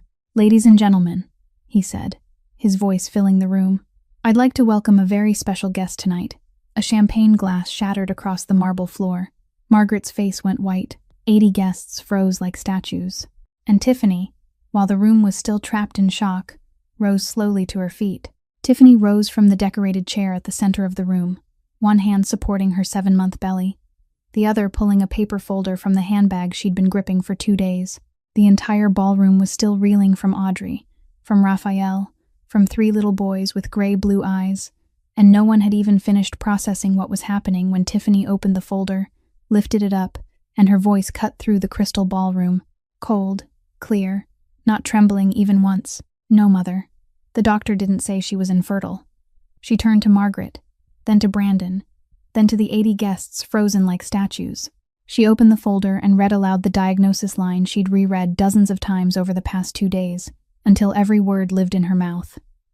Subfertility, due to chronic stress, not sterility. Difficulty conceiving due to chronic stress, not infertility. Tiffany looked Brandon straight in the eyes, her voice steady but her eyes red. Not from sadness but from fury, from betrayal, from 2 years of marriage built on a lie. "I found it in your desk drawer, Brandon. You kept this record. You read it. You circled the diagnosis in red ink. You knew the truth from the start. And you still lied to everyone. You lied to your mother. You lied to me. You lied to this entire room. You stood in front of 60 people on Christmas night and called her a barren tree while you knew she wasn't infertile. The whole room turned toward Brandon. 80 pairs of eyes, 80 faces, and Brandon Pierce stood on the small stage with the microphone still in his hand, his complexion draining by the second until he looked like paper, and for the first time in her life, Audrey saw him with nothing to say. No prepared answer. No confident smile. No exit. Tiffany kept going, each word sharp enough to draw blood. I was just the replacement womb, wasn't I? You needed someone to give you a child because she couldn't, so you found me. But she could. You knew she could. You just needed a reason to leave her without having to look in the mirror and see a coward. Silence held for 3 seconds that felt like 3 minutes. Then Audrey spoke, calm, not gloating, not bitter, only truth delivered in the voice of someone who'd waited a long time to say it. The doctor said I had trouble conceiving because of chronic stress. 5 years in a marriage with you was the reason. My body was in survival mode all the time, with no room to carry a pregnancy. But when I left you, when I was safe, when I was healthy, when I was loved the right way, she paused and looked down at the 3 boys standing still beside her legs, their gray-blue eyes wide as they stared around at a room full of strangers. My body answered back, 3 times.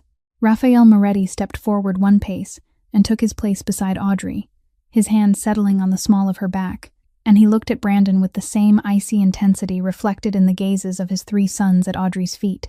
His voice low, slow, so cold that a few guests nearest him backed away without realizing it. They're my sons. But the woman you threw away, she's mine. You should thank God she was kind enough to come here and talk, instead of letting me handle it my way. The way he said my way meant no one in the room needed to ask what that way looked like. Margaret Pierce, silent since the champagne glass shattered, suddenly sprang up from the VIP table, her face red, her voice shrill. This is some backwoods stunt this girl hired. She didn't finish the sentence before Raphael turned his head and looked at her. Only looked. He didn't speak, but that stare, the stare Chicago knew, the stare of a man used to deciding who lived and who didn't, fell over Margaret Pierce like ice water. She should be very careful about whatever she said next.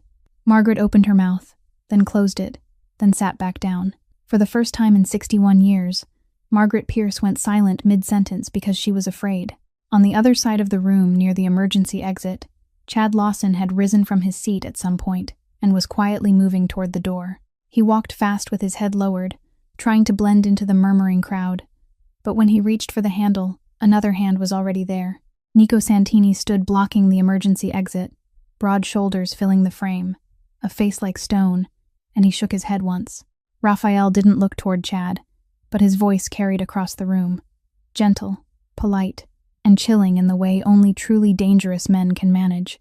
Mr. Lawson, I hear you enjoy calling women to threaten them. You also enjoy putting your hands on people in a hallway after a party when no one's watching.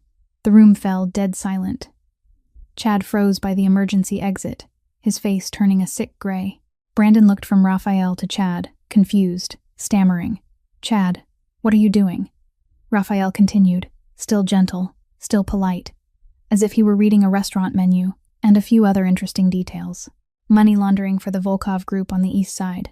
Gambling debt of more than $300,000. The FBI has been very interested in your financial activities for 4 months now. Chad Lawson went so pale Audrey thought he might faint. Raphael smiled, the kind of smile that never reaches the eyes. I haven't sent anything to anyone. Not yet. The word yet hung in the air like a blade suspended above a head. Chad glanced at Nico, still blocking the door, glanced at Raphael, smiling with calm certainty, then turned and walked straight out through the main ballroom entrance, moving so fast it was almost running, not looking back, not speaking to anyone, disappearing through the doorway like a man who'd been spared and knew there wouldn't be a second mercy. Tiffany looked at Brandon one last time. The anger was gone. The hurt was gone. Only the cold clarity of someone who had seen the truth and could no longer pretend not to see it. I want a divorce. My daughter won't grow up with a father like you. Then she turned to Audrey, and her voice softened, her eyes wet. Thank you. At least now I know the truth before it's too late. Audrey nodded and said nothing, because she understood Tiffany didn't need comfort. She needed respect, and silence was the cleanest form of respect in that moment. Margaret rushed forward and grabbed Tiffany's hand, her voice sharp. You can't. What do you think you're doing? My granddaughter. Tiffany yanked her hand free, stared her mother-in-law in the eye, and her voice turned so cold the entire room heard every word. Be quiet. You pushed your son to leave his wife, and now you've lost your granddaughter too. Then Tiffany turned away, one hand supporting her belly, walked through the ballroom doors, and didn't look back. The Crystal Ballroom at the Ritz-Carlton Atlanta fell into chaos the moment Tiffany walked out. 80 guests erupted into noise, some leaving immediately, some staying to whisper, some pulling out their phones to record until the hotel manager had to rush from table to table and firmly ask them to stop. The pink balloons still floated near the ceiling. The 4-tier champagne tower still bubbled. The roses on 20 tables were still fresh. The most perfect baby shower of the Atlanta fall season was still beautiful.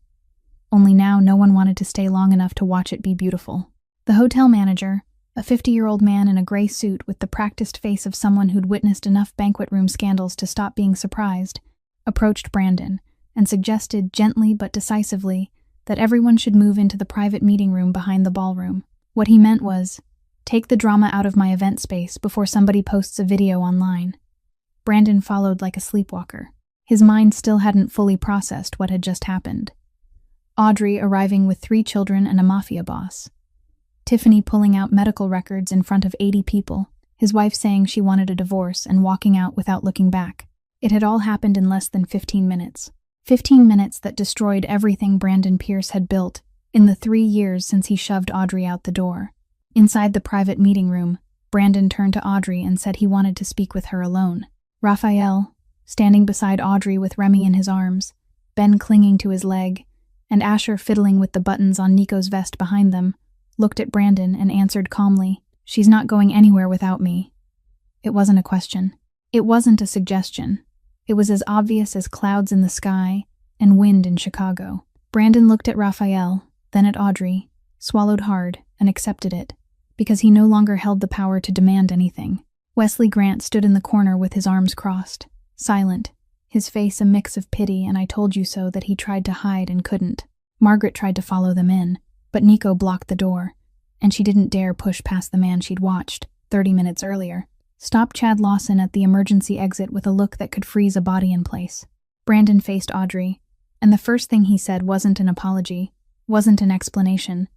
But why? Why did you do this? Audrey met the eyes of the man who'd once been her husband, the man who'd promised to love her for life at the altar, the man who'd called her a barren tree in front of 60 people, the man who'd refused to let her go back to see Pastor David one last time.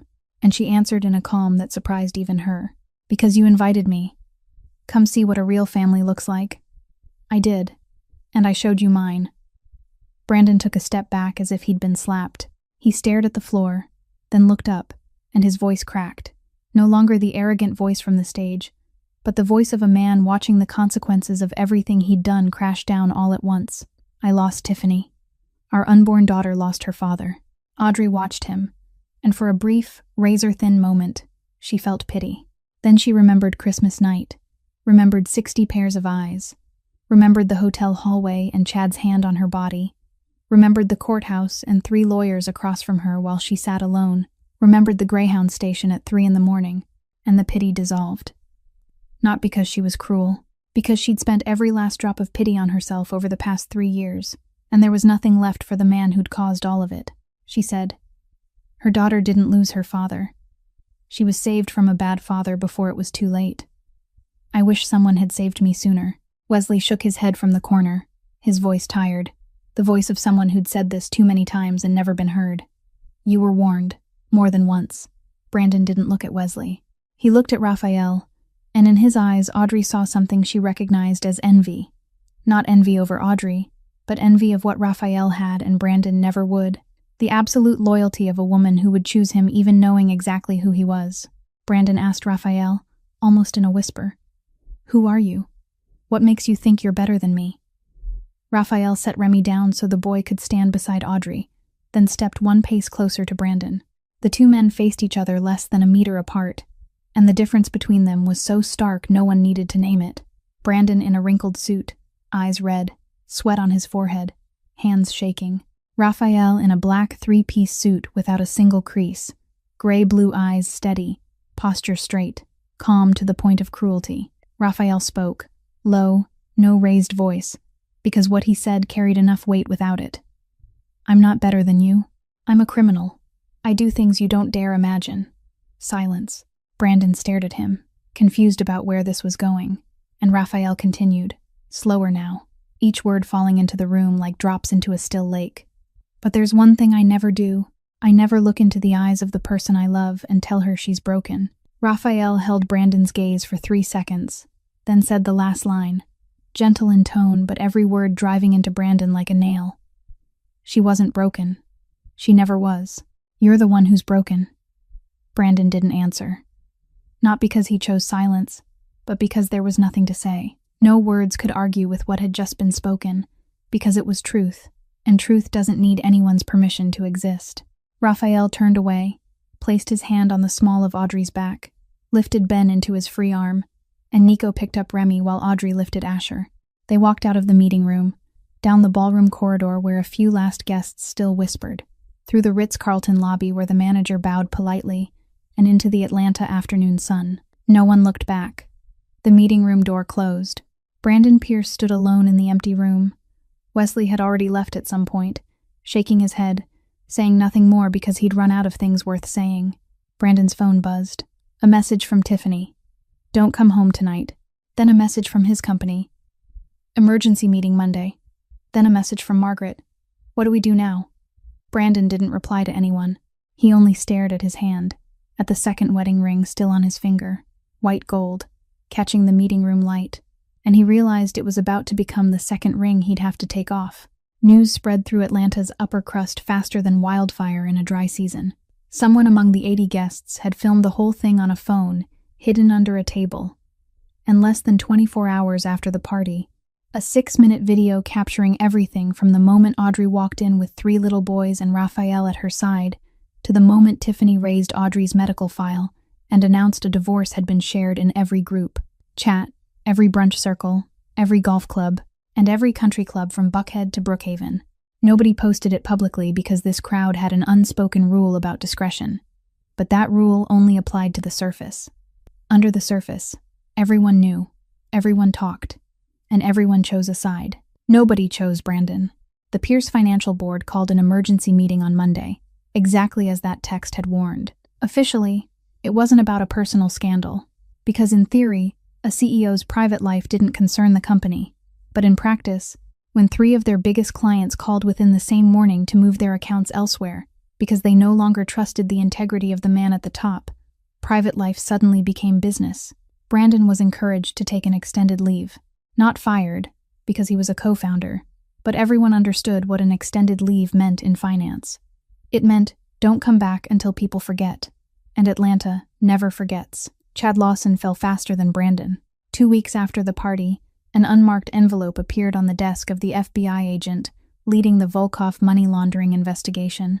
Inside were meticulous copies of every one of Chad's financial transactions over 3 years, account numbers, transfer dates, recipient names, and amounts down to the last cent, organized more cleanly and professionally than anything the Bureau had gathered in 4 months of surveillance. Nobody knew where the envelope came from. Raphael Moretti didn't dirty his hands. He didn't threaten. He didn't blackmail. He didn't harm anyone directly. He simply placed the right information in the right place at the right time and let the system do what it was built to do. 3 weeks later, Chad was summoned by the FBI. 4 weeks later, his accounts were frozen. 6 weeks later, his attorney told him he should prepare for the possibility of federal charges. Chad Lawson, the man who'd pinned Audrey to a wall in the hallway of the St. Regis, the man who'd called to threaten her while she was feeding her children lunch, lost everything. His firm, his name, his freedom, and he never knew the force behind his collapse was the Chicago man he'd been stupid enough to cross. Margaret Pierce paid in a different way, slower, quieter, and no less ruthless. Friends drifted. The women who'd played bridge at her table every Wednesday suddenly found reasons to cancel. Invitations thinned. Her phone buzzed less. Reputation. The only thing Margaret Pierce had lived for across 61 years, crumbled a piece at a time every day. She stayed home more, drew the curtains, and her health declined in the way doctors called stress but was really shame-eating from the inside out. She'd pushed her son to discard his first wife. She'd practically celebrated when Audrey disappeared. She'd called Tiffany a worthy upgrade, and now both daughters-in-law were gone. The granddaughter on the way wouldn't carry the Pierce name, and her son sat alone in an empty house. Tiffany moved back to her mother's home in Savannah the morning after the party. She hired the best lawyer in Georgia with savings she'd been smart enough to keep in her own account since before the marriage, and she filed for divorce with full custody. Audrey's medical file was attached as evidence under a claim of a documented pattern of systematic deception. Brandon didn't fight it. He didn't have the energy to fight anything anymore. The Buckhead mansion went hollow. Brandon sat in the living room with the lights off and the curtains pulled, a glass of whiskey on the table that he didn't drink. He called Wesley. Wesley picked up on the fifth ring, and Brandon spoke in a voice Wesley had never heard in 20 years of friendship, a flat, empty sound with no confidence left, no arrogance, only the raw truth of a man looking around and seeing nothing. "I lost everything." Wesley went quiet for a few seconds, then answered with a voice that wasn't cruel but didn't comfort either. The voice of the only friend still standing, and too tired to dance around the truth. "You didn't lose it. You threw it away. A long time ago. Today was just when the bill showed up." Brandon hung up, sat in the dark, and for the first time in 3 years, he thought about Audrey. Not the Audrey from the party, steady and radiant, standing beside a powerful man with 3 sons with gray-blue eyes. The old Audrey, Audrey smiling when they first fell in love, wide and open and uncalculated. The smile of a church girl hearing someone say he loved her and believing it. Audrey crying after each failed test, sitting alone in the bathroom because she didn't want him to see, while he always knew and never once stepped in to hold her. Audrey on Christmas night, standing in the street, Regis Ballroom, not angry, not sobbing, just empty. And that emptiness, Brandon understood now, was more haunting than any tears. Because tears meant there was still hope, pain meant there was still love, but emptiness meant it had all died, and he was the one who'd killed it. Sitting there in the dark, he finally faced the truth he'd been running from for 3 years. He hadn't left Audrey because she couldn't give him a child. He'd left because he'd been too cowardly to face failure. 3 years of trying with no baby, and instead of standing in it, instead of searching for answers, instead of holding his wife and saying, "We'll get through this together," he chose the easier path. He blamed her. He called her broken. He made her the problem so he wouldn't have to look in the mirror and see the man who was truly failing. And now he sat in an empty house with no wife, no child, no friends, no colleagues, staring at a coffee table where his baby shower invitation still lay. Gold border, thick paper, his own handwriting in the lower right corner. "Come see what a real family looks like," Brandon laughed. A hollow, bitter sound bouncing off walls nobody else lived behind anymore. Then he picked up the invitation, stared at the words he'd written, and tore it in half. 2 pieces fluttered to the floor beside a whiskey glass no one would drink, in a house no one wanted, belonging to a man who had nothing left. On the private jet heading for Chicago, the 3 children were fast asleep.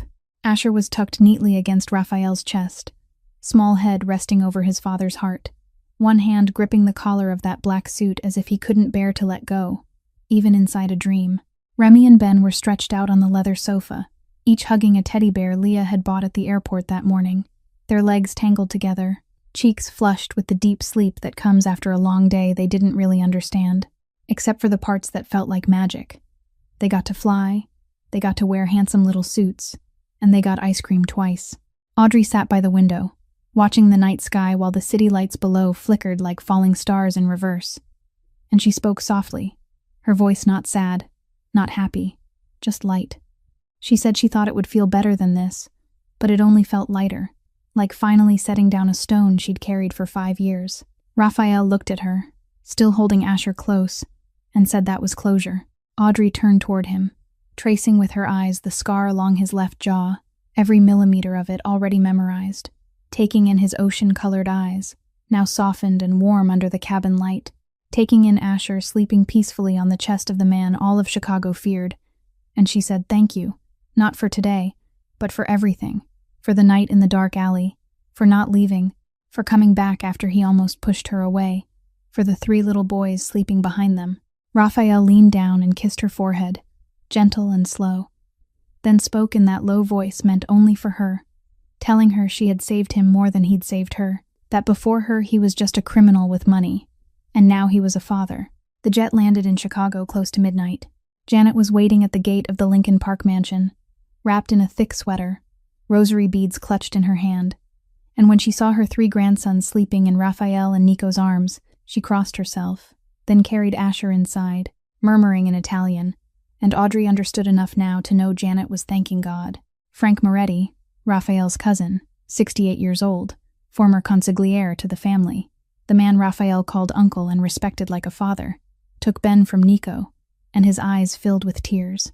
The hardest Mafia elder in Chicago, the man who once sat in prison for 6 years without giving up a single word, was crying over a grandson sleeping safely in his arms. 1 year later, Raphael proposed to Audrey in the kitchen. No luxury restaurant, no music, no romantic plan prepared for 3 months.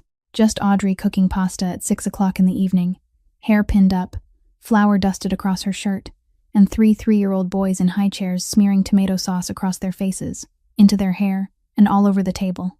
Raphael came home from work, stood in the doorway watching that chaotic scene, then walked in, pulled a small velvet box from his suit pocket, opened it, and placed it in front of Audrey. An old gold ring, simple in design, an Italian inscription carved inside, a family heirloom from Grandma Moretti of Sicily, the ring Janet had kept for 60 years, waiting for the day her son found the right woman. Audrey looked at the ring, then at Raphael, then at the 3 boys drawing on the table with tomato sauce, and she cried and nodded at the same time. The wedding happened 1 month later in the garden of the Lincoln Park mansion. Small, 20 people. White roses on a wooden arbor Nico had built by hand. 3 little boys as ring bearers in gray suits, Remy carrying the ring, Asher holding flowers, Ben crying because he wanted his mother, so Raphael had to carry his youngest through the entire ceremony. Leah was the maid of honor, crying from start to finish, going through 5 packs of tissues, and still finding time to tease Raphael that the diaper boss had officially leveled up into a marriage boss. But the moment Audrey remembered most wasn't the rings or the kiss. It was before the ceremony, when she stood alone in front of the mirror in the dressing room, in a simple white gown, hair in a low bun with a small flower pinned in place, and she stared at her own reflection. She thought about Pastor David. He would never see her in a wedding dress.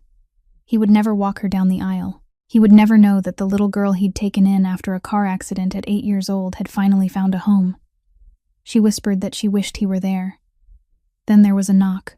Frank Moretti stood outside the door in a black suit with a white boutonniere, warm brown eyes, voice rough as he spoke. He said he couldn't replace her father, but he asked her to let him walk her down the aisle.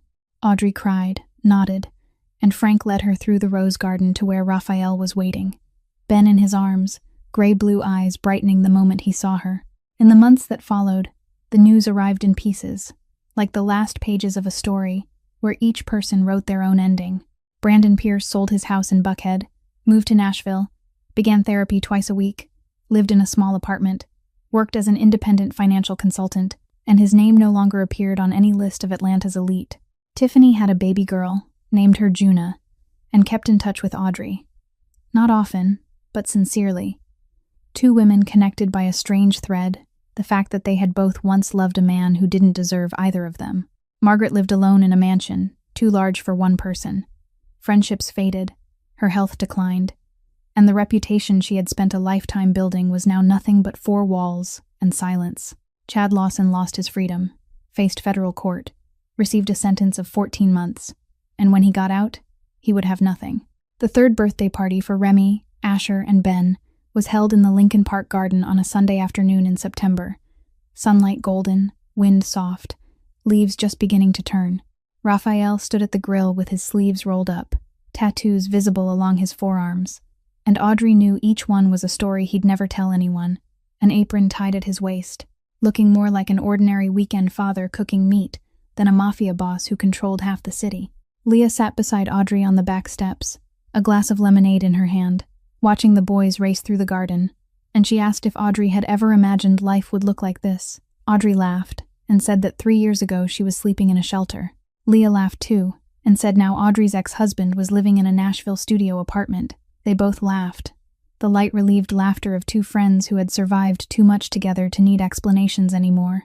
Raphael walked into the house for water, his white shirt smeared with tomato sauce because Ben had just hugged him with hands full of ice cream, and he stopped beside Audrey, looked at her, and asked if she knew what that guy had written on the card. Audrey looked back at him, already knowing he meant Brandon, already knowing the line they both had memorized. Come see what a real family looks like. Raphael looked out at the garden. The three boys were demolishing the 3-tier cake Janet had been making since morning. Frosting smeared across their faces, their hands, and the grass. Janet stood nearby, scolding in Italian, but her eyes were smiling. Frank slipped Remy a piece of candy, then pretended he had no idea when Janet turned her head. Nico lifted Asher onto his shoulders so the boy could grab leaves from a low branch, the coldest bodyguard in Chicago softening when the child squealed with laughter above him. Leah filmed everything, narrating non-stop in a polished host voice no one had asked for. Tommy Brennan stood in the corner of the yard, still on protection duty, except he was holding a plate of cake, and his mouth was stained pink with frosting. Raphael took it all in, then turned back to Audrey and said Brandon had been right about one thing. This was what a real family looked like. Audrey rested her head on her husband's shoulder, closed her eyes, listened to her children laughing in the garden, listened to Janet's Italian scolding, listened to Leah's laughter, listened to the wind moving through the trees, and she smiled. Sometimes the person who saves you doesn't come dressed like an angel. Sometimes he comes in a black suit, with a scar along his jaw, and an underground empire. But he loves you like you are the most precious thing he has ever held. And that, more than any empire, is what is truly worth something. This story isn't only about revenge or karma. It's about a woman the whole world told was broken. And she almost believed it, until she met the right person, in the right place, at the right time, and realized she had never been broken at all. She had only needed to be loved the right way. The lesson here isn't to go find a mafia boss to love. The lesson is to never let anyone define your value. Don't let anyone call you broken because you won't give them what they want. Don't stay where you're treated as less, just because you're afraid of stepping outside. And if you're at the bottom, if you're thinking everything is over, remember Audrey, the girl who slept in a shelter for 4 months, washed dishes by day, cleaned by night, and 3 years later stood in front of the ex-husband who humiliated her, with 3 healthy sons, a family that loved her, and the smile of someone who walked through darkness and found light. So how did this story make you feel?